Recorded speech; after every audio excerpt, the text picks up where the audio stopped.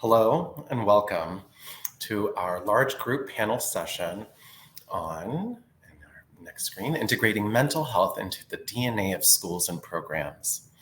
Today, we will be discussing social, emotional, and behavioral practices to address trauma and child needs. My name is Mohammed Solomon. I am with the Office of Special Education Programs, the Research to Practice Division, and along with Renee Bradley, as well as Keisha Blythe and Lucille Sleeger, with the Monitoring and State Improvement Planning Division, put together this wonderful panel of presenters, experts in the field. We are incredibly grateful to them. And we will be discussing this content that I think is incredibly important right now more than ever in our schools and programs. And more exciting is that today, with the newly released discipline guidance, the information shared today runs parallel with the information shared in that guidance resources associated with that release, as well as building on the information shared in the mental health guidance that came out in fall of 2021. Next slide, please. So this is a general disclaimer. As I mentioned, although there were members within OSEP that helped develop the idea, the content, and the flow of this presentation, we really leaned on our external partners to develop the content and to really take us on a meaningful journey of information and resources. As such, the disclaimer here notes that the information here presented is not necessarily representative of the policy of the Department of Education. It is through our technical assistance centers, our partnerships with outside members as well, and state leaders and local district leaders as well. Moving on to the next slide. So the great folks that are going to be on our panel today, we have our moderator, Amy Hunter. Amy Hunter is a professor at Georgetown University and is a member of the NCPMI Center. So that's the National Center for Pyramid Model Innovations. We also have Lucille Eber, project coordinator with the Midwest PBIS Network and a collaborative partner with the National PBIS Center. We also have Hope Bissell, who is with Minnesota Centers of Excellence for Young Children with Disabilities, and Dana Milakovic, with the mental wellness and trauma, who is a mental wellness and trauma specialist at the Pennsylvania Department of Education. And we're incredibly fortunate to be able to have a youth perspective on our panel today to be able to share some of the experiences they've had. Next slide, please. So for today's agenda, we're going to start off by defining mental health. This will provide us with an operational definition, a lens in which we'll see mental health discussed today. Then we'll switch over into a discussion on what is the evidence base. We hear evidence-based practices and evidence-base frequently. Within the context of this topic area, we're going to unpack that a little bit more. And then we're going to provide two different spotlights on states. The first spotlight will be on Minnesota, and then followed by a spotlight on Pennsylvania's work as it relates to mental health, and specifically integrating mental health supports and services into schools and programs. After that, we'll connect with our youth perspective to be able to hear a little bit more of their experiences. And then we'll spend the last third of our time together opening it up for discussion.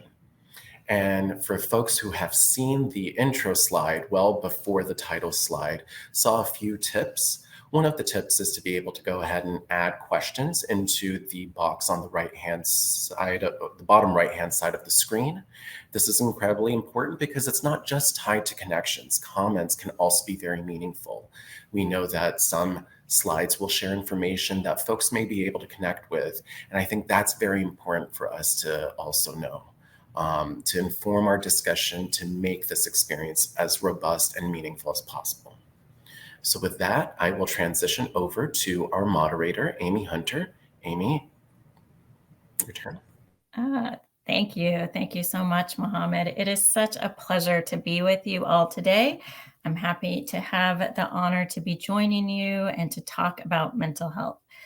It's an incredibly timely topic, and it's been a passion of mine throughout my career. I can go to the next slide. Thank you. So you don't need these news headlines to tell you that we have a mental health crisis for our children. These are just a few of many that are out there in the national news sources or local news sources. And we're going to be also highlighting some of the research that points to our mental health crisis with our children at this time. However, you folks who are in the field realize this on a daily basis and have your own perspectives and stories that really speak to the importance that we have at this particular time to integrate and be intentional and be strategic about how we rethink about putting mental health services better situated into the places where children and families are. And we can go to the next slide. We included this tweet or this quote from Secretary of the Department of Education, Miguel Cardona, partly because it was really an inspiration for the title of our session in terms of, it may look familiar to you, the mental health services are a core part of schools' DNA, and we're going to expand that to think about other child and family serving programs. And we know that this quote, while it emphasizes the crisis in children's mental health, has been in existence or brewing, I should say, for quite some time. We also know that the pandemic has exacerbated the mental health crisis, and we're going to look a little bit at some information about that. But this is not new. It's not caused by the pandemic. There are many reasons and factors, and we're going to look at some of those as well. And most importantly, think about how we can really reinvigorate how we provide these services by embedding it into our systems and structures. We can go to the next slide. So before we dig into more of the data, we really want to make sure we're all on the same page when we think about what do we mean when we say mental health. And as I said, mental health is in the title of our presentation. But when we talk about mental health, unfortunately, many people equate it with mental illness or mental health problems or mental health disorders. Unlike when we talk about health, people don't necessarily think about disease or disorder. So mental health is not the same as mental illness or mental health disorders. It's not the same as the absence of mental health disorders. It actually has its own definition that we have here from the CDC. It's really referring to how we think, how we feel, how we act, how we cope with stress, how we relate to others, those social emotional skills of children, how we make choices and how we adapt to changes and adversity. And it's an incredible piece of development throughout. This slide says childhood and adolescence through adulthood, but we're going to bring that into focus from infancy or from the beginning all the way through life. And we'll talk a little bit more about that as well. We can go to oh, great. Thank you. We included this slide to really demonstrate that at the highest levels of government, there is an incredible commitment at this time to mental health and well-being of our children. And in fact, we made this slide prior to a recent release, I would say mid-June. The Department of Education and the Department of Health and Human Services issued a Dear Colleague letter that really spoke about the importance of children's mental health, why it matters, and some recommendations that we can really do. And those recommendations are really thinking about exactly what we're talking about here today. How do we embed mental health throughout the in in all of the child and family serving services? How do we embed it in childcare, early intervention, Head Start, early Head Start, our schools, our after-school programming, our recreational activities, and really rethink what it means to promote mental health in the fabric of the way that we work. We can go to the next slide. And so let's dig in a little bit. Even though I, of course, said that the mental health crisis is not caused by the pandemic, as we know, has exacerbated the crisis in children's mental health. And just to dig into these data points, the first data point, emergency department visits related to mental health. And if we just want to pause there for a second, we know that the emergency department is not the ideal place to access mental health services. And so that first part of the data point alone really speaks to the access issues and the urgency of the need. Oh my goodness, I am short on time. 1 minute to go. Thank you. So I'm going to go through these just real quick.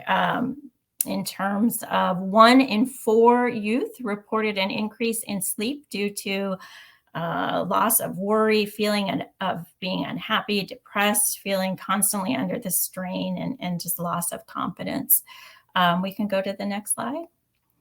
And as you saw in the headlines and in the last slide, often when we focus on mental health, it's related to older children, adolescents or older children, but we can't forget about our infants and our toddlers and our young children.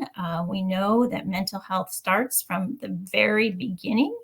And as you see in this first data point, families of young children reported being most impacted by the pandemic and seeing declines in their children's behavior and increased problem behavior intensified. So we can go to the next slide. So we focused on sort of the crisis of all children in their mental health, and we made sure that we're making a point to focus and remember those really young children and not forget about young children. But we really also want to emphasize that this crisis has not impacted all children equally. That it has impacted children of color even more, and the pandemic exacerbated that. The second bullet point on this slide, I really want to highlight a bit because it speaks to something that we often forget to talk about when we're talking about mental health, which is the issue of grief and loss. And so the bullet point that the highest burden of COVID-19 associated deaths of parents and caregivers occurred in southern border states for Hispanic children, in southeastern states for Black children, and states with tribal areas for American Indian and Alaska Native population. And if you think about children coming into our programs and into our schools with an invisible backpack, that might be a really heavy backpack to bring with them into our programs. And speaking of the invisible backpack, if we want to go to the next slide, it's really important that we think about trauma when we're thinking about mental health. And we're thinking about what trauma means, and in terms of trauma occurring when there's violence or dangerous events or scary events that overwhelm a child's ability to cope, and how we shift our thinking from perhaps previous thinking where we talked about what was wrong with a child to really thinking about how what happened to a child impacts their behavior and impacts how they feel, and then moving into a healing perspective of what is right with the child. What has the child brought with them in terms of their ability to manage the situation? And this brings us to really thinking about if we're creating healing environments, we must look at how we structure our systems, our policies, and think about how we embed the mental health lens and the healing lens into all that we do. And that brings me perfectly to transition to Lucille, who's going to talk more about some examples of this and the evidence base. Take it away, Lucille. Thank you very much, Amy. And speaking of trauma, I hope that you all got an opportunity to hear Dr. Bruce Perry this morning talking about the developmental disruption of trauma and how we can build resilience through environments and through our interactions with kids. So my job here is to talk a bit about the evidence base and where does that take us once we look at the evidence base in terms of real systemic change. And so next slide, please. What we do know is that everybody in schools is talking about trauma. Everybody is doing training on trauma. And this kind of came from child welfare and mental health. When I first heard about trauma informed, it was probably 12, 13 years ago, and it was from mental health and child welfare partners, but it has taken off in schools, and everybody in schools is talking about trauma informed. And as you can see by the next slide, there is a lot of question about what is the impact of all the training, all the professional development that's been done. And we took a look at some of that and some of our colleagues in the school mental health world. And, it's a little bleak. And that does not mean that we don't want to focus on it. Bruce Perry is absolutely correct. We need to focus on it. It's how we focus on it in schools. We all know professional development and training is not enough. It creates the awareness and it creates the fertile ground. Next slide, please. But what we want to look at is the recommendations from these same researchers in the field of mental health in schools is if we want to have an impact, we have to measure what we do. In order to measure what we do, we have to be able to install it on a system that has database decision-making built into it and not do it as something off to the side, trauma over here, but make it part of our social, emotional, and behavioral systems. And the focus on data is absolutely critical. Next slide, please. So what we're recommending is, well, not just us, but the people listed in the last slide in the literature, is to use a multi-tiered system of support framework. The PBIS framework was actually the first MTSS framework to be in existence. And the PBIS framework, which is the same as the MTSS framework, has been shown to improve social, emotional, and behavior competencies and to prevent and address internalizing problems. And the way that is done is by applying a whole system response and emphasize wellness and prevention holistically, not in terms of 10 o'clock on Tuesdays. And of course, most importantly with MTSS is the data-based framework. So on the next slide, this is an old picture and an old slide. Move us forward one, please. Thank you. In 2010, I was at the Wisconsin PBIS conference, and our center director at the time, Rob Horner, put this slide up here. And he said, what PBIS does is it makes environments predictable, consistent, positive, and safe. And I was sitting next to the trauma-informed coordinator for the Wisconsin Department of Public Instruction. And again, this is a long time ago. And he turned to me and he said, well, that's what we want to do with trauma-informed. Next slide, please. And he was absolutely correct. Now, fast forward, one of our national trauma centers at UCLA and Duke University, they're using those same words today. We need to systemically create an environment that's predictable, consistent, positive, safe, and equitable. And professional development on trauma, the impact of trauma, how the brain works is a part of that. But all it is the setup for installing a systemic approach for trauma. Next slide, please. So when we look at the evidence base of PBIS, the first MTSS system, and it's still full speed ahead 25 years later, we've been at it long enough to see some really excellent outcomes by the researchers. For example, use of exclusionary discipline down, racial inequities and discipline down, bullying and exclusion down, teacher burnout and stress down. And on the resiliency side, of course, increases in pro-social behavior, emotional regulation, academic achievement, school climate, and school safety. And let's look closely at that last one, organizational health. As usual, Catherine Bradshaw was ahead of the curve in recognizing that we need to look at the overall health of the entire environment, a wellness environment in school, as opposed to let's have a few trainings on trauma informed and a few trainings on mental health and hire a few more clinicians. That will not be enough. We need systemic change. Now, what we also know is that schools cannot do this alone. Schools need family voice and youth voice, and they need community partners in the entire community. We've seen that in all of the trauma that has happened in the last 3 years, which has only exacerbated the difficulties with mental health. But we need a structure and a process to embed our community partners into our existing structures in schools. We're not looking at co-located systems or a trauma system, a mental health system, a bully prevention system, a PBIS system. No, that is not the way to go. What we're looking at is one single strong interconnected system of wellness in school where all the social, emotional, and behavioral supports are integrated together. And it's very hard, especially when new money comes around, to resist the temptation to just hire some different people and have them work side by side, when what we really need is a interconnected system. Next slide, please. So we call it the interconnected system framework.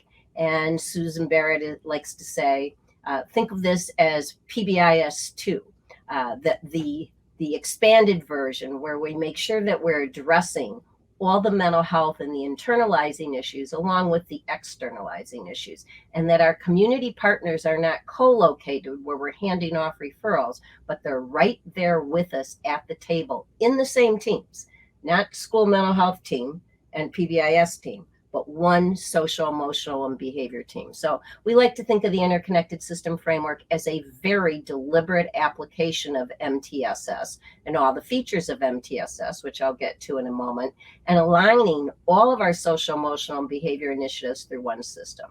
And this is what the researchers in the earlier slides were recommending, that we have a whole system dedicated approach, not a sidebar of training on trauma and mental health. So moving from co-located to integration, and this requires a very clear plan of implementation and changing the roles of social workers, psychologists, counselors, and community-based providers, and ensuring that we have active family and youth participation, our system of care values, embedded deeply in the system.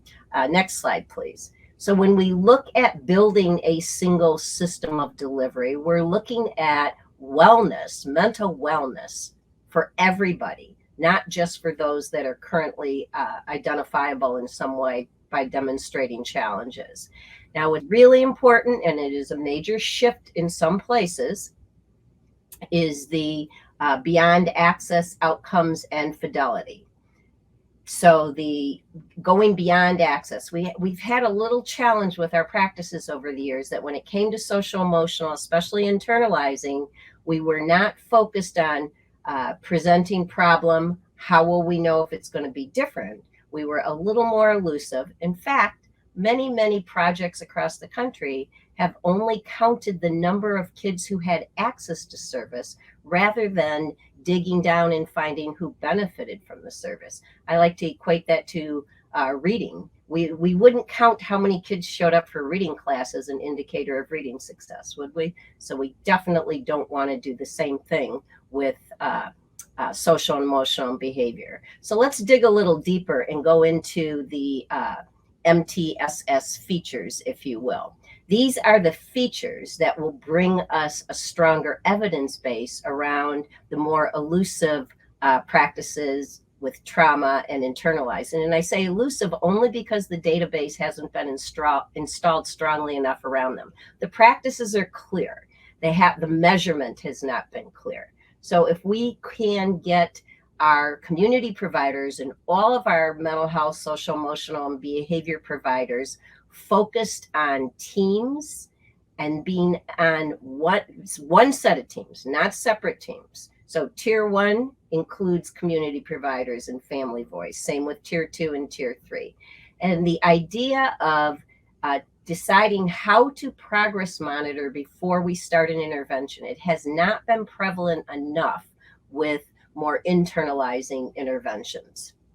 So the idea of selecting our interventions through a routine that looks at data and screening kids early. And I know we've had a lot more activity with screening in schools in the past 5 years, but the progress monitoring, not just for outcomes, but for fidelity, has been a bit missing in trauma-informed and mental health interventions for anxiety and depression, although we are getting better every day. Another key feature is ongoing coaching to ensure the systems improvements are happening. We can't just hire staff, drop them in schools and say, go at it, you're well trained. We need to integrate staff into the teams and use the features that are listed here on the screen. Next slide, please. So to think about how we're going to get a better evidence base and how we're going to get better outcomes, think of the more traditional school-based mental health and then our interconnected system framework, because we find it's easier to talk about it if we talk about what's going to be different, right? So in the old traditional side-by-side co-located systems, when school teams felt a little rattled, a little inadequate with a child's internalizing issues around anxiety, depression, or trauma, they would hand the child off to a provider who would then operate in a side-by-side system. No longer. In an interconnected system, the people with the expertise on trauma and anxiety and depression are right there on the teams with the teachers and the school psychologists and the administrators, so that the interventions are designed using the core features of MTSS, so that our interventions for kids with internalizing issues are just as robust and able to be measured and progress monitored as our interventions for kids with externalizing behaviors. And that means it's not just the clinicians that do mental health. Mental health is everybody's job in school. All you need to do is look at the data that Amy shared with us and realize this isn't the job of some of the staff in the school. This is the job of everybody. And how we progress monitor is vastly different than the old days of asking the clinician, how is Dion doing? Well, he's doing pretty good. I've got my case management notes and he's participating well. And that's not good enough. We want to know how functionally he's able to change and be more productive and be happier and function better at home, school, and community. Next slide, please.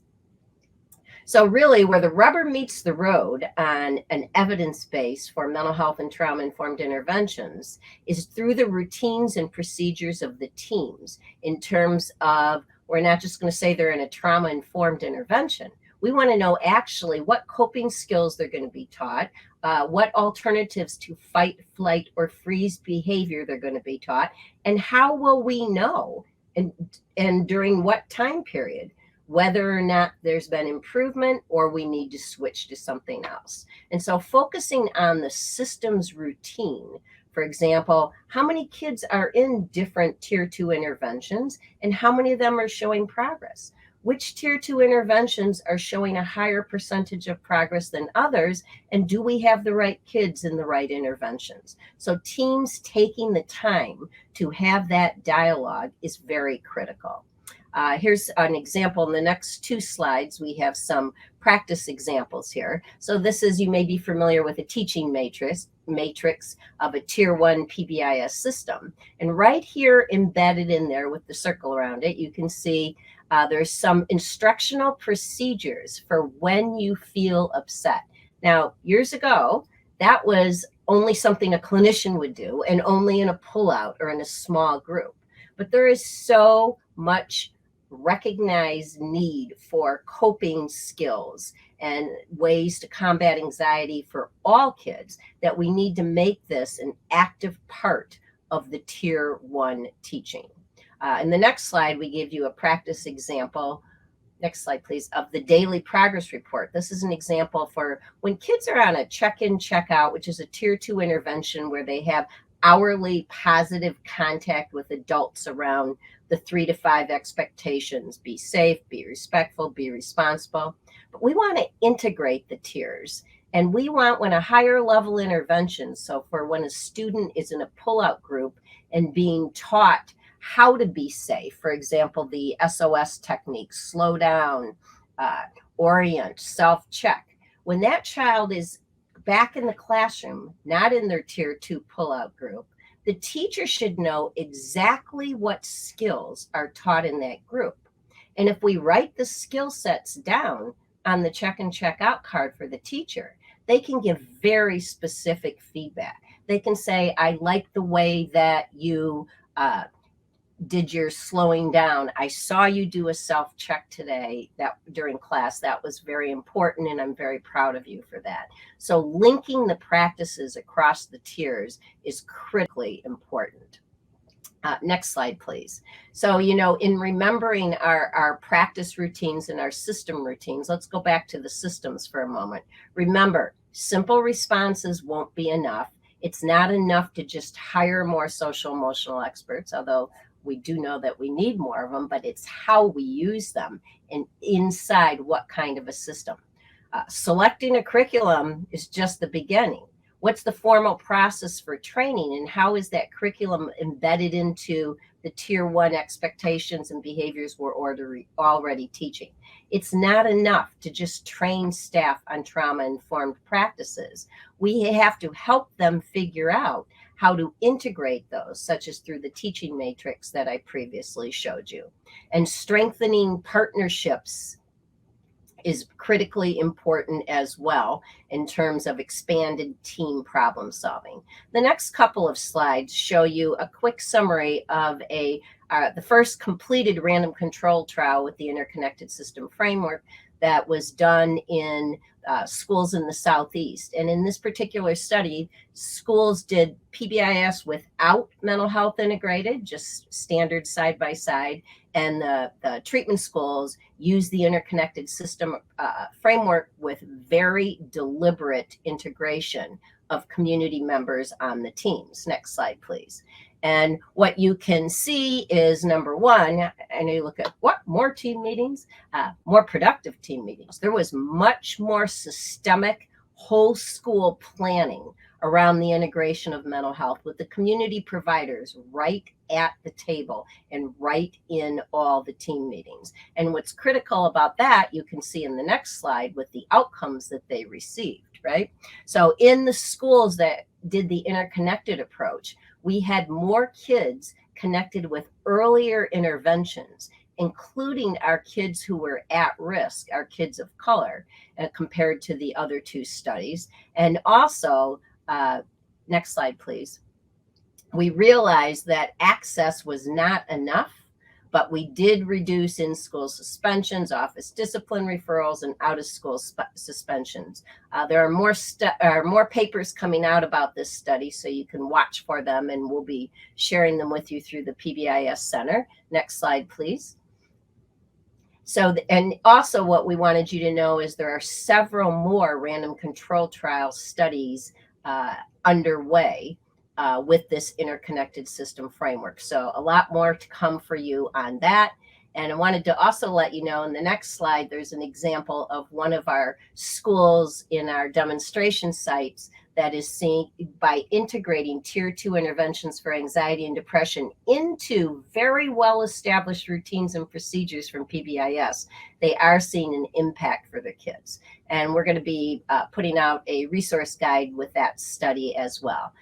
That's fine. Go to the next slide. Thank you, Chad. And this final slide is a summary. If you're looking for a quick summary, and if you use the link on the right, you can get a little information video on the major messages of the interconnected system framework to get a better evidence base and move beyond training.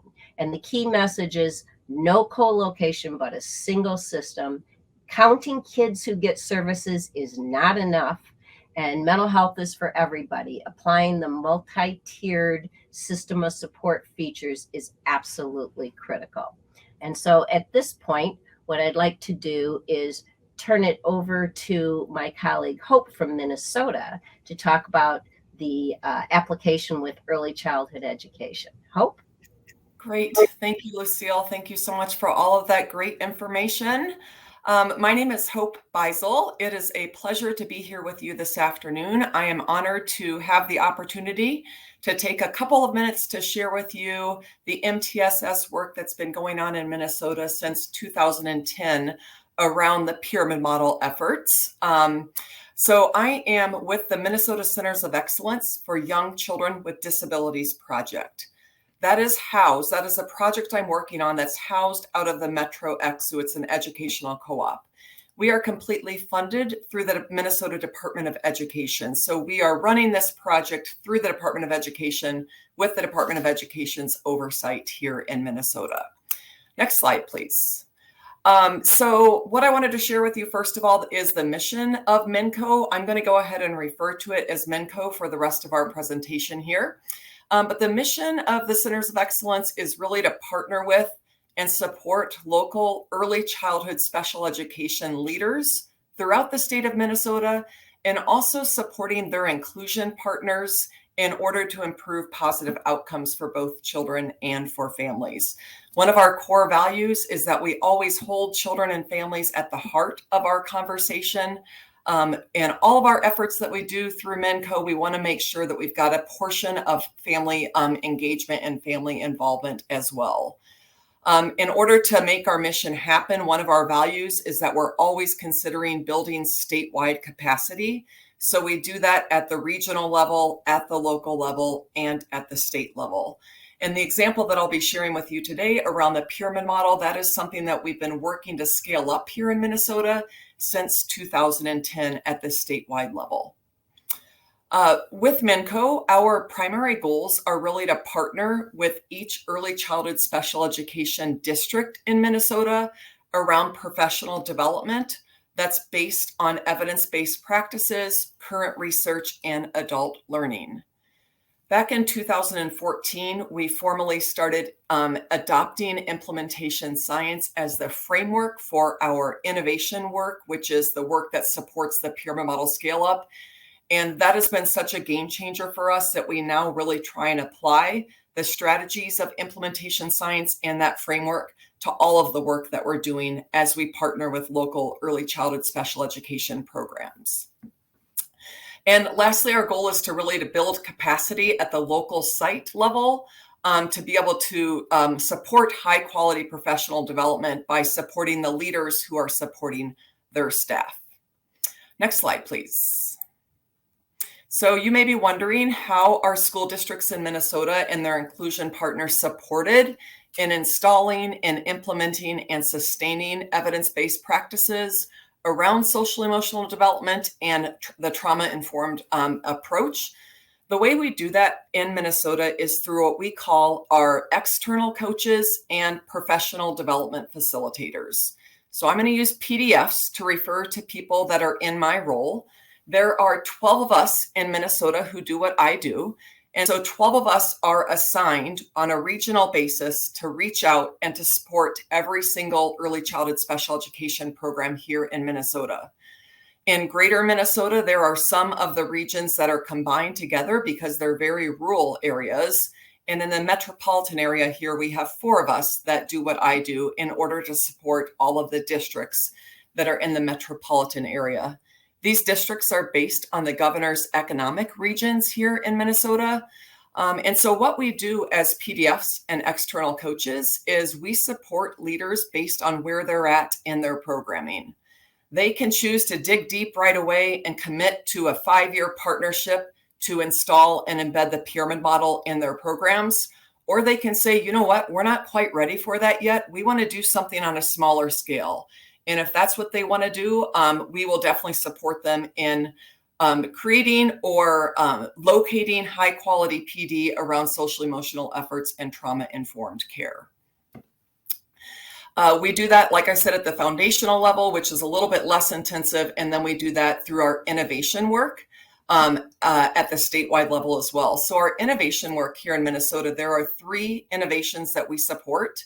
These innovations were identified based on about 300 responses from early childhood special education leaders back in 2010.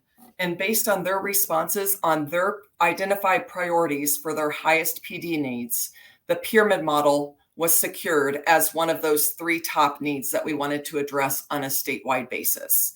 And so for the remainder of this conversation, I'll be focusing my talking points on how we've scaled up specifically the pyramid model. But keep in mind that we also support programs in scaling up other evidence-based practices in the work that we do. We try and make sure that the work that we do is automatically tied in or can connect to the DEC recommended practices and or the new personnel standards for early childhood special educators. Next slide, please. All right, so on this slide, you see these 3 towers. We call these our Connect, Support, and Power Towers.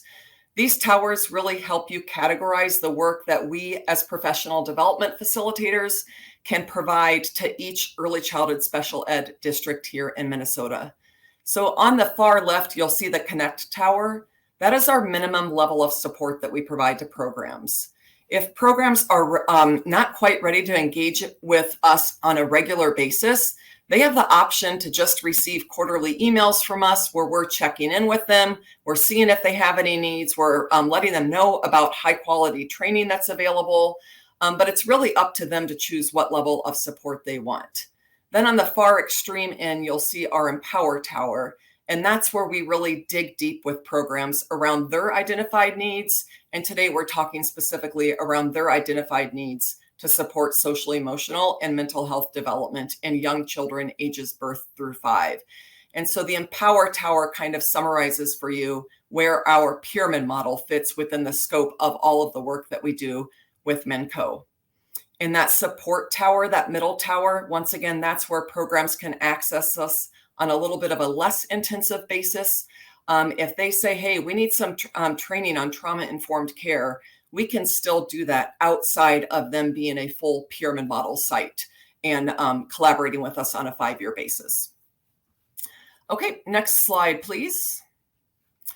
So on the left-hand side of this slide, you will see the image of the pyramid model. This is the one through the National Center for Pyramid Model Innovations, NCPMI. And on the right-hand side of this slide, you will see the drivers for implementation science. I shared with you that we formally adopted implementation science in 2014, and we are now applying that to all of our work because we've recognized through years where we were not doing it effectively that unless you really address each of these drivers, you can't create systems that are sustainable, where programs can embed practices and sustain those practices on their own. So what we've intentionally done now with programs in Minnesota is we take the strategies from the pyramid model, from each of the tiers of the pyramid model, and we also at the same time address the systems and structures that need to be created and in place for those strategies to be maintained. We realized through our first 4 years that we were really just giving folks training and assuming that they could take it and run with it and build systems that lasted. And that did not happen. And so by adopting implementation science, that's given us the platform to help programs create sustainable systems and structures, specifically around social emotional supports and a trauma-informed approach. Next slide, please. So you may be wondering what data supports incorporating a trauma-informed approach into our pyramid model efforts. We've got quite a bit of data that does to support this. Amy Hunter also shared some data earlier on that was specific to early childhood. But while young children and their families who have experienced trauma may benefit from mental health services, the data show that very few receive them. And that might be down to about 2.5% of preschool children actually receiving mental health services. And that's despite the fact that about the numbers could be as high as 50% of children have been exposed to a traumatic event at some point in early childhood. We also know that nationally, about 33.3% of children have been exposed to at least one ACE, an adverse childhood experience. Given that and knowing that only about 2.5% of preschool age children receive mental health services, we know that we need to do something. And that's why we have taken the platform of our pyramid model rollout, and we are now embedding a trauma-informed approach into that. Here in Minnesota, our State Department of Education is actually going to be scaling up a lot of additional work around trauma-informed care for special education teams birth to 5 in the next year or two. So that will be coming as well. Next slide, please. So this visual really just shows you how a trauma-informed approach is incorporated into our pyramid model rollout in Minnesota. So at the foundational level, we have that effective workforce. This is where we train staff to be ready to implement the pyramid model. In addition to that, now we're making sure that staff understand the impact that trauma has on young children and themselves. And so we're trying to intentionally incorporate that into training from the very beginning that we have with programs. And then as we go up each tier of the pyramid, we see that there's additional trauma-informed strategies that are incorporated.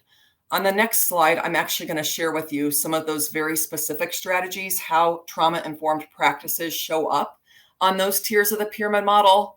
First of all, an example is actively listening to children and showing interest. having space available for children to be able to, if they need a break, to have a calm space where they feel safe and secure. And in our preschool classrooms, that usually shows up as calm down areas or calming corners.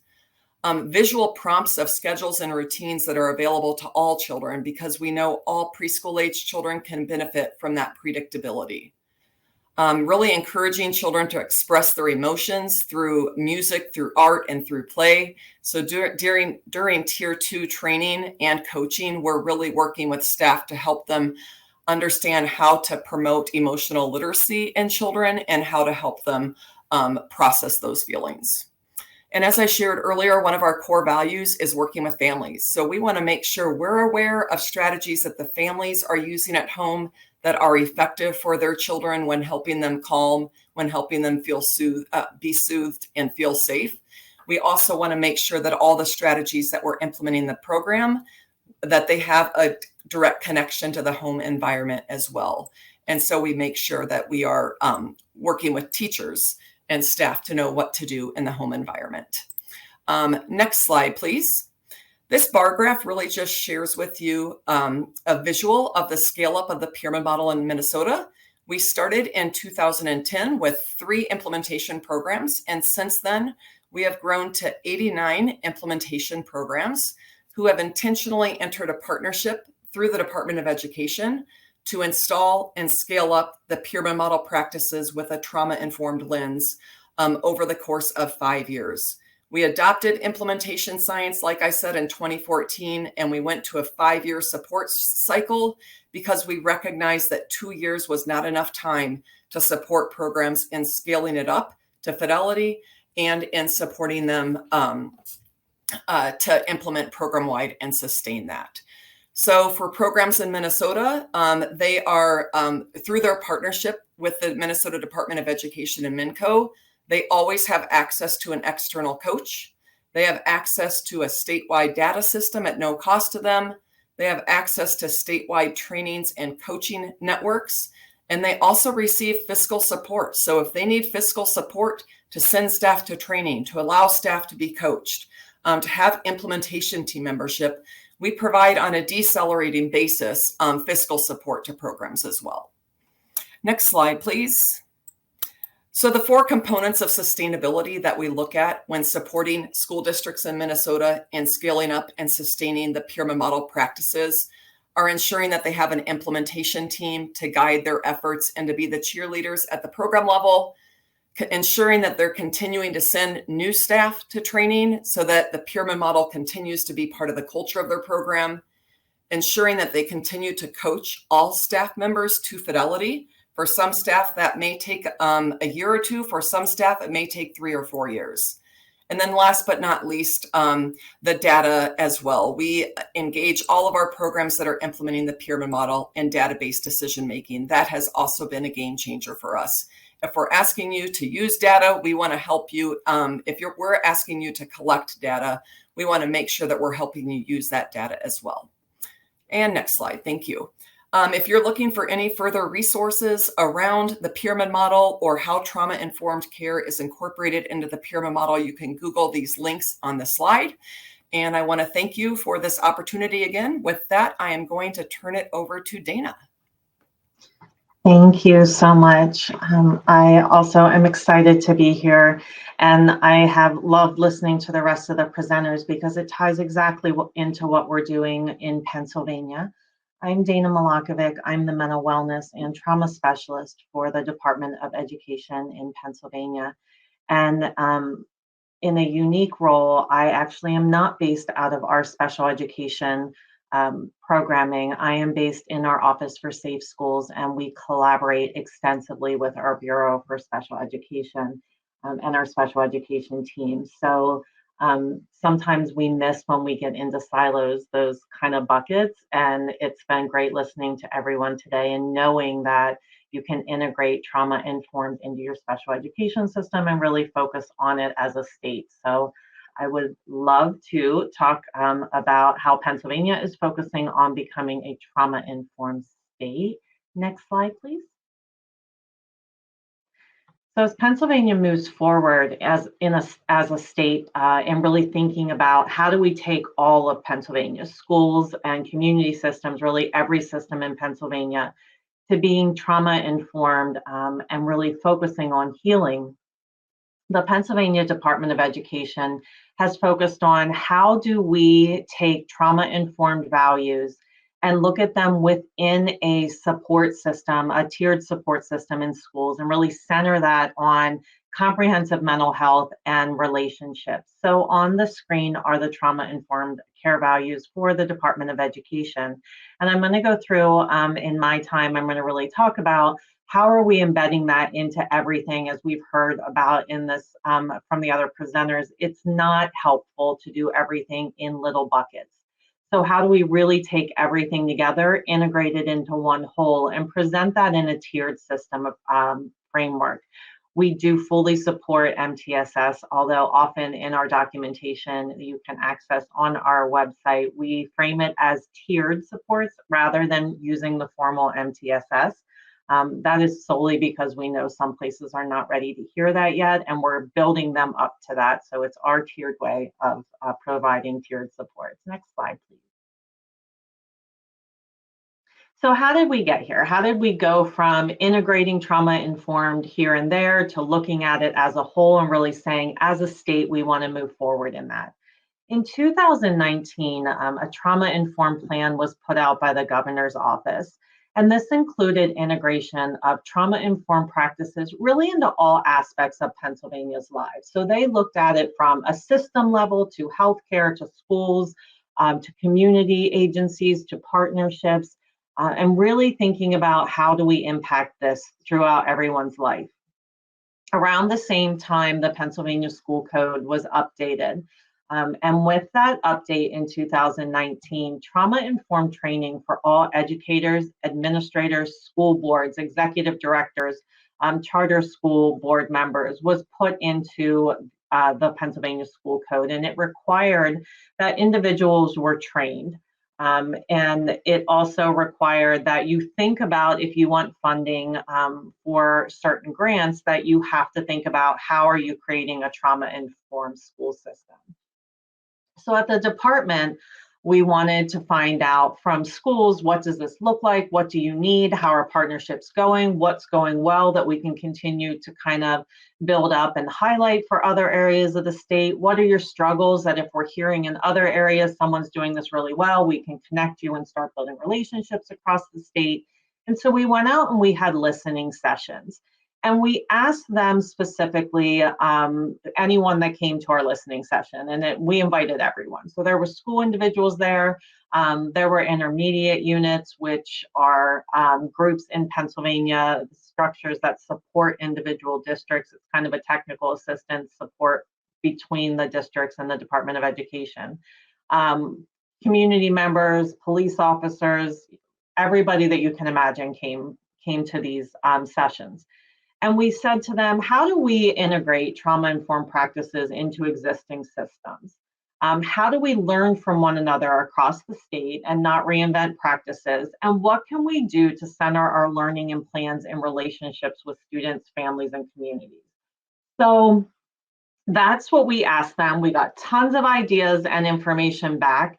One of the big things we heard is stop putting out funding that puts us in silos. Don't look at things where you have to only focus on 1, 2, or 3. When you're talking about engaging in trauma-informed practices as a state, and you're saying we really want you to integrate everything together, then don't provide us with guidance that separates them. So it really had us take a step back and look at how we're going to do things intentionally. And so our goal ended up being, if we start focusing on integration of trauma-informed practices in our Pennsylvania schools, then maybe we stop saying it's only trauma-informed, it's only school climate, it's only bullying prevention, it's only a PBIS focus, and we take those individual subgroups and we put them all together and we say, we want to integrate this into being a program where you are supporting the building of a safe learning environment. So all those little things you were doing, and you did PBIS on Monday, and you did your MTSS meeting on Tuesday and your mental health on Wednesday. Let's stop doing that. Let's look at what do we have in terms of creating a safe, supportive learning environment. What needs are there? How do we best serve them using evidence-based practices? And how do we move forward with that? Next slide. And so we had kind of our start of ideas from the adult perspective. And we took a step back and said, we can't just look at adults. We have to think about what are we hearing from our families, our communities, and our youth. And so families and communities can be a little bit easier. We help our districts have listening sessions and we get that information. But youth can be a little bit more difficult because we're asking them really specific questions. So as we consider how to build learning environments and we ask our students, Pennsylvania has the Pennsylvania Youth Survey. And this is a free student voice survey that's administered every other year to students in participating schools, and they get it in 6th grade, 8th grade, 10th, and 12th. And it's provided free to schools through funding by the Pennsylvania Commission on Crime and Delinquency, the Pennsylvania Department of Drug and Alcohol Programming, and then we partner with them at the Department of Education. So what it really does is it looks at asking youth questions about safety, mental health, alcohol and other drug usage, antisocial behavior, community strengths, peer interactions, views on themselves, their sleep, their movement, experiencing of many things in their life that would look at ACEs. So that includes not specific ACE questions, but have you been hurt in the last year? Are you being physically abused? Are you being emotionally abused? So those type of questions are also asked. And it allows us to look at data from students in all tiers of support. So we really encourage our districts to take the data and say, when you're thinking about how you're going to integrate and what supports you need, look at your PAYS data. Are your students saying that they don't have a safe community where they feel emotionally safe, where they don't, or do they not feel connected to staff? Or on the opposite, do you have a system where you're really focusing on universal relationship building, but your students are all reporting that they have great relationships with their peers and with their staff? There's other things going on. So really think about that data in informing your tiered systems, and look at how we take all those tiers of support and all of that information. The data is anonymous, so it's different from screening in that we're not asking specific questions tied to individual students. But it does allow school systems to see how their individual supports for mental health really are impacting students directly over the years. And really thinking about how do we analyze those protective factors and those risk factors so that schools can develop, modify, or enhance their interconnected system framework and really tie things together. Next slide, please. So the other thing that we've been doing in Pennsylvania is looking at information from the teacher perspective. So when we think about trauma from the educator perspective, a study was done by 2 universities. It was the McDowell Institute, which is a division of the College of Education at Bloomsburg, and then it was supported by the Pennsylvania Department of Education. And what they did is they did a survey of any educator in any pre-K to 12 school that was teaching in Pennsylvania or was in a teacher prep program. And they went between April 1st and June 30th of 2021. And they really put this survey out and said, we're going to ask you questions about how you're feeling in terms of where are you on the trauma-informed spectrum? What do you need? What do you know? Do you feel comfortable having these conversations? And what the study found, and this I should mention was based off of the Cognito study. It was a Pennsylvania-specific replication. And similar to what was found in the Cognito study, this study concluded that while educators in the Commonwealth really do believe that professional development and implementing trauma-informed practices is important, only half of the teachers surveyed felt prepared to recognize signs of trauma in their students, and only 1 in 4 felt prepared to implement trauma-informed practices. So back to earlier when we heard that professional development is important, but it's only part of the story. This is just another highlight of that being only part of the story. They also noted that expansion of policies and professional development in the trauma-informed approaches really needed to reflect a multi-tiered logic. So we want to think about, how do we close that gap? How do we further prepare educators? How do we facilitate social, emotional, and behavioral well-being of our students while also supporting our educators' growth, development, and implementation of trauma-informed practices? And we really believe that we need to do that by integrating. So if you go to the next slide, please. So we want to think about that integration. So what the Department of Education did is we advocated for this focus on, if we work at the core being trauma informed, and that is the basis of our positive learning environment, then we can take all these other elements and we can look at the systems condition and MTSS and our focus on belonging in our schools and our staff training, our community partnerships, and really that organizational wellness that supports our staff wellness to support our student wellness. And we look at it all as they all tie together around this bubble of trauma-informed practices. So we're no longer focusing on all this stuff separately. We're providing it all together, and we're looking at funding with that. Next slide, please. So we took all of that idea and we said, okay, we know mental health is at the core of this. And so we need to be addressing mental health for our staff and our students, and both, in order to be a trauma-informed system. So let's think about, how do we do that? And when we're integrating, back up, thank you, to really think about our funding. So we have a state system of support that the Department of Education directly funds intermediate units to support districts. And prior to 2020, we were providing that funding in buckets. So we have taken a step back, we've looked at it and said, we're going to integrate all that. If we're going to integrate it from a state level down to an intermediate level, down to a district level, down to a school building level. The other thing that we've really been focusing on is our student assistance program, which is a referral and partnership program that is a state partnership, but also is required in all of our schools. And so with that, we can integrate trauma-informed care and that integration of mental health and concerns around substance usage into that. And then we took the professional development aspect and we said, okay, we've talked about professional development in our pre-educator programs. Now let's think about it for our teachers who are already in the field and our administrators. And so we built courses for educators around trauma-informed practices that they can access for free. And we also built mental health and trauma-informed practices into our principal-inspired leadership courses so that they're able to look at, how do you create an integrated system framework in your schools, and how do you tie that into the requirements that you have being a Pennsylvania administrator. And then from a state level, we looked at starting with what we called Creating Equitable School Systems, a roadmap for education leaders, which was our guidance during the pandemic for return to school. And we updated that to our accelerated learning through an integrated system of support and built in capacity building and transitions into that work. And that is, rather than a reopening guidance, it's a what are we doing for the next 5 years guidance, and really having schools focus on those aspects. And then last slide, please.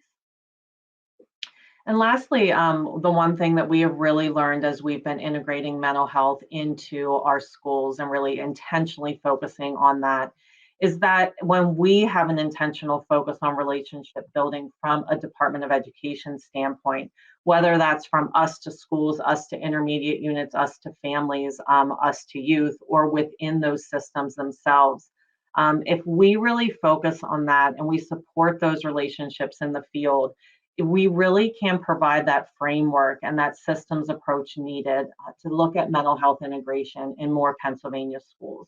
We really feel that by focusing on relationships to support feelings of safety and belonging, it aligns with all of our Pennsylvania initiatives. And we want to model that wellness from an organizational standpoint down to an individual student standpoint, knowing that it's only through the wellness of our organizations and our educators that we're going to be able to support our mental health of our students. And I thank you for your time, and I want to transition this over to Sarnika and for the youth perspective.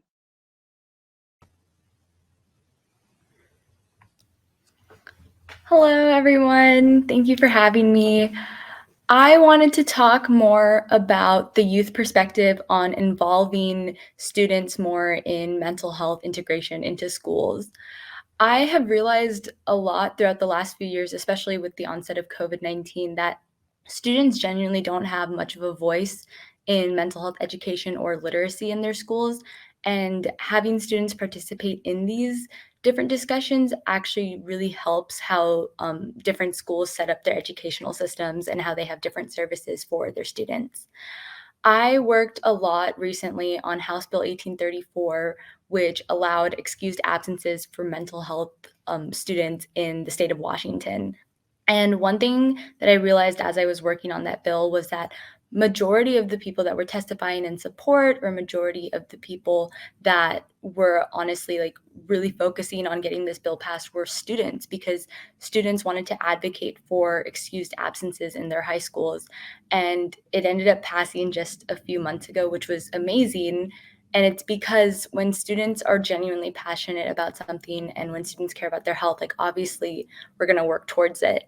And I noticed a lot from my own personal high school experiences that counselors are genuinely very busy and they have a lot of work already going on.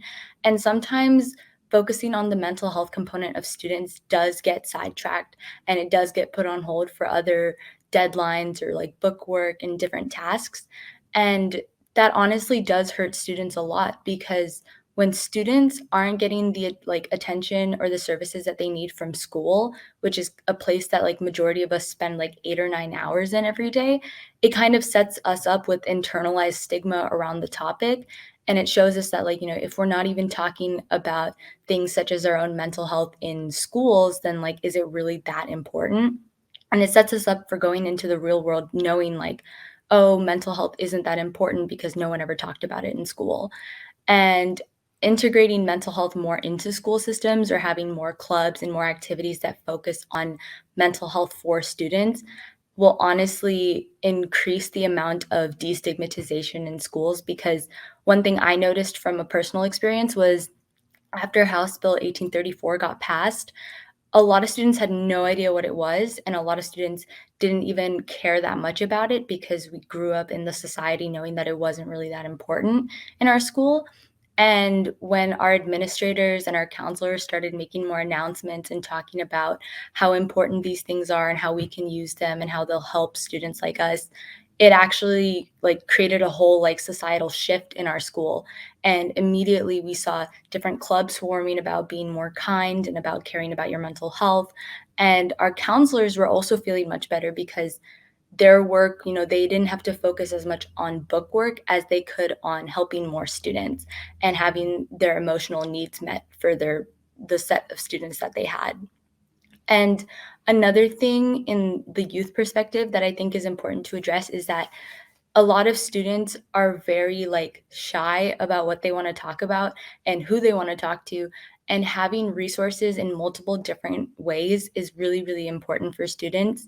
And I know that some schools have utilized a peer group or a peer support chat, and that has really helped a lot of students, because when you're talking to someone your age, someone that you're really comfortable and already vulnerable around, that honestly helps you talk about your feelings, that helps you get used to being comfortable with someone.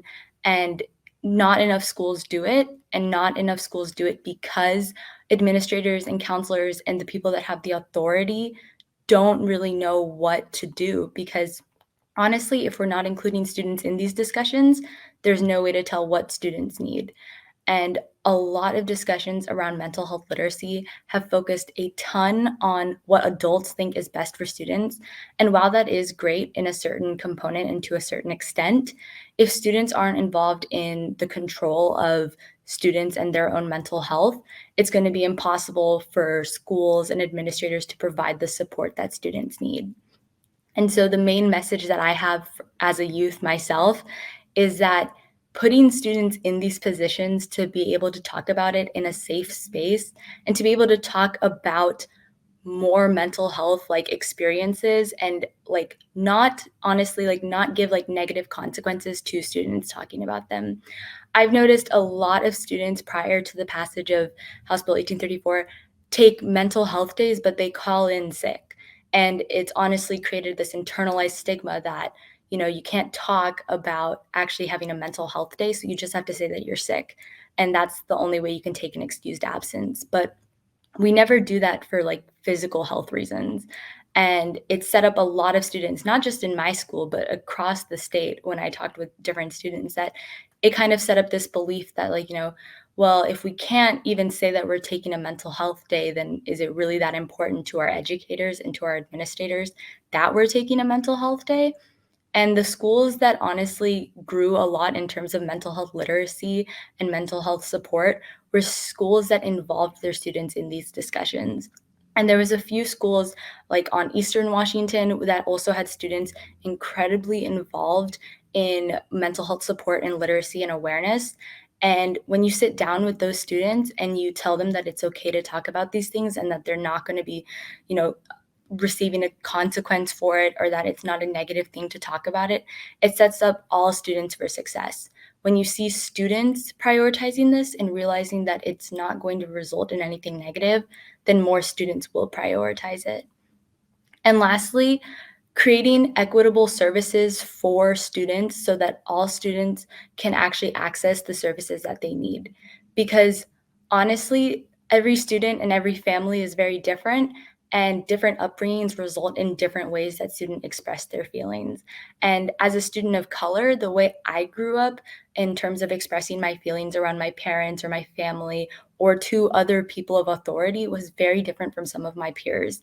And one thing that I would definitely say is that creating a system where the first thing that we don't have to say is, well, make sure you talk to your parents about this, because for a lot of students, that is actually way harder than talking to someone unknown. And for a lot of students, home is the place that they don't want to be at. Home is the place that is contributing to mental health negative results. And instead of like telling all students immediately, like, this is what you should be doing, it's really important to sit down with the student first and realize, like, their needs might be different and their solution might be different. For some students, it might be that they do need to go home and have a conversation with their family about this. And for other students, it might be that they need to talk to a person of authority at the school about their feelings in a confidential manner. And that would result in a better result for them. And honestly, instead of giving the exact same like scripted conversation to every student struggling with their mental health issues, and if we create a more unique space for them to express their feelings the way they feel is comfortable, and to create a solution for them the way they feel is comfortable, then students would be a lot more safe in schools, and they would also be a lot more easily accessible to talk about these things. Because it's not only that students are scared to talk about their feelings in schools, it's that it's become a societal shift that it's uncool to talk about your feelings, and that if you just keep them all closed up and you act like you're totally okay, then that's going to help you have more popularity or better social groups and things like that. But when we take the time to show students that talking about your feelings is honestly 100% normal, and that that's what all students should be doing, it sets up a societal shift in the schools that talking about feelings is okay, and it doesn't result in you losing friends or you having more issues with teachers or things like that. And that if we set up a way for teachers and educators to take the time in their classes to talk about these things, that will be like the most beneficial part possible. Another personal experience for me is that when COVID-19 had started and we had shifted to virtual learning, a lot of teachers were definitely, struggling with the adjustment into teaching virtually. And for them, it was just putting in more work and more busy work, because that'll keep students busy, that'll keep students occupied while they're stuck at home. And I noticed that two teachers, they actually started this thing about weekly check-ins where they had like confidential surveys to ask students how they were doing, how the week was going, if there was anything going on, if there's anything they needed to share.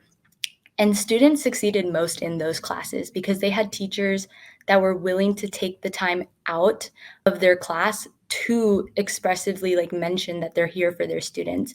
And the classes where teachers never talked about social and emotional health are the classes where students honestly didn't feel like they should be talking about any of these things.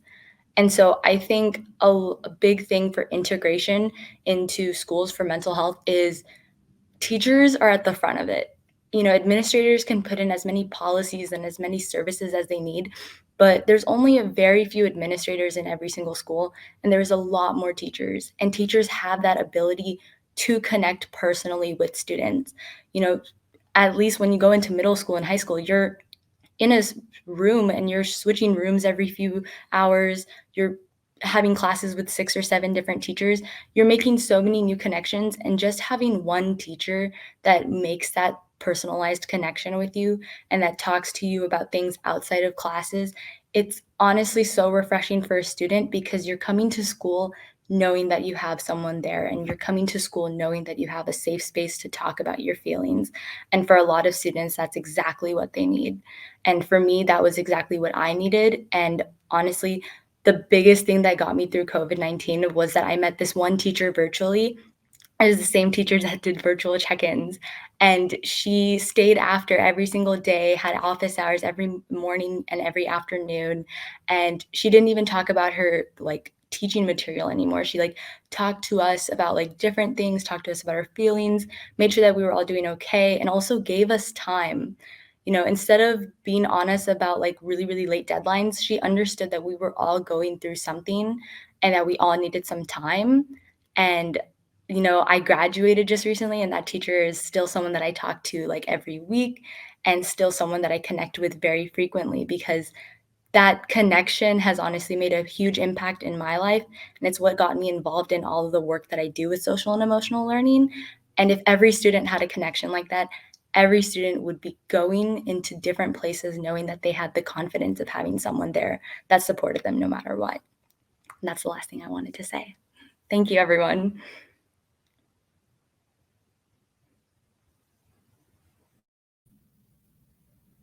Oh my gosh, Sarnika, I am just sitting here I was cheering, I was smiling, I was just so happy to hear all of the messages that you were offering. I mean, just wow. I think all of us were chatting behind the scenes. Everybody knows that people do that. Singing your praises about the kinds of messages that you were offering and the many, many nuggets that we can put into practice. I was specifically thinking when you were talking about mental health literacy and talking about feelings and, speaking the unspeakable about how people feel and really how they are doing in a genuine way. What if we started that as we do in some of our promotion efforts at the earliest of ages, right? When we're working with infants, toddlers, and preschoolers, to make it just normal to talk about how we're feeling and name our feelings and identify our feelings and start from the beginning. So I know we have a couple of questions, and I'm wondering if here we come, Jenna joining. One question I wanted to ask all of you, and some of you embedded this in your talks, but maybe just to highlight it for the end of our panel, if you had one strategy that really spoke to this topic of embedding mental health into the programs and the schools and the places where children and families spend their time, what would it be? I don't know who wants to go first. Don't make me call on somebody. Go ahead. I can go. Yes. I think being very deliberate about building a system of teams that is one set of teams, so that we get the benefit of the knowledge of clinicians inside the system, and recognizing how that will change the role of clinicians. I think that would be very important. And also, if I could say, I'm so on board with the mental health days for students. Thank you, Sarnika, for that. Yeah. I mean, the mental health days for students really speaks to what you were talking about being able to talk about it. Like, I have a sick day, I have a day where I'm not feeling mentally well, and being able to be okay with that part of our well-being, our whole well-being. Hope or Dana, anybody, or Sarnika want to say your number one thought about this? Yeah, I think buy-in is so critical. I think through our experiences with implementing the pyramid model, we learned that you have to have buy-in at all levels. It just can't be the administrator saying, hey, we want to do this. We're going to go ahead and start doing the pyramid model. And it can't just be the teaching team members saying the same thing. Everybody really needs to be informed, and everybody needs to be part of the buy-in to say, we really want to dig deeper in this to move it forward. So my tip would just be trying to get buy-in from as many stakeholders as possible, representing everybody that will be impacted by the work that's going to take place. Thank you, Hope. I'm going to cheat and say that I'll take both of theirs. But the unique one that I would say, in addition to those, is having a common language, making sure you're all talking about the same thing. If we want to increase mental health literacy and really embed it into the core of what we're doing, we all have to know what we mean when we say mental health, when we say trauma, when we say we're engaging in equitable practices to inspire belonging. Like those all mean different things to different people. And if we can't come at it from a common perspective and a common language where we're all at least agree to this is the meaning, we're going to spend a lot of times in our team focusing on other things because we're having different conversations, and that doesn't support the work moving forward. Dana, that's such an important point. When we get in our particular fields and our silos, we sometimes aren't knowing if we mean the same thing or if we mean different things, if we don't have a common language and are really clear about what terms mean to us. Sarnika, did you want to add? You embedded it into your presentation, but if you want to recap. I would agree on the common language thing. I think a lot of people don't actually know the specifics of what they're talking about sometimes. And I know that mental health is actually like a really like loosely used term. And a lot of people confuse like mental health and mental illness. And honestly, if I'm being like completely honest, I didn't even know what mental health literacy was the first time I started working in this field. And it took me like a long time to learn and understand what it was. And I realized at that point, like, not enough people knew what it was, and it's really hard for people to support and be embedded in work that they don't know enough about. Wonderful. And I don't know if I'm allowed to editorialize as the commentator, but I'm going to add mine too. And I think I'm going to cheat and say it'd be two things. One is the power of relationships. I think all of you spoke to how important those individual and genuine and nurturing and supportive relationships are. And when we're talking about relationships, we're talking about adult to adult relationships. We're talking about administrator to teacher relationships. We're talking about teacher to parent relationships, teacher to child relationships, early interventionists to parents to children to the working together.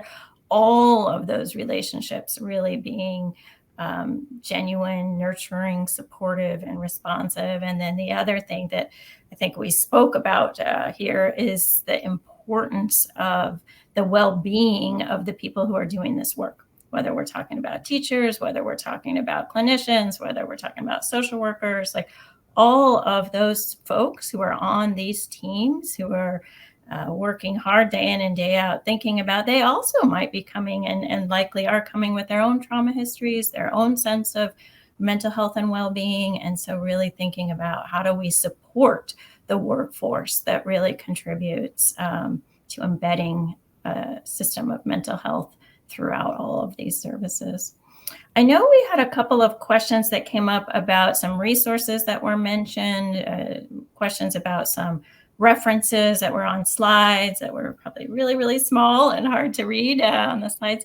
But so I just want to make a mention that this is recorded and that all of those resources, including more detailed references, will be made available after the fact. I don't know if we have any other questions or any other parting comments you all want to share. Amy, I know there was a question about adult wellness, and we will share a link on the PBIS Center website about multi-tiered holistic approaches to adult wellness. So we'll get that resource included. Excellent. Thank you. So there will be additional resources as part of the after made available to folks. All right. Any other comments or questions we want to share with our panelists here?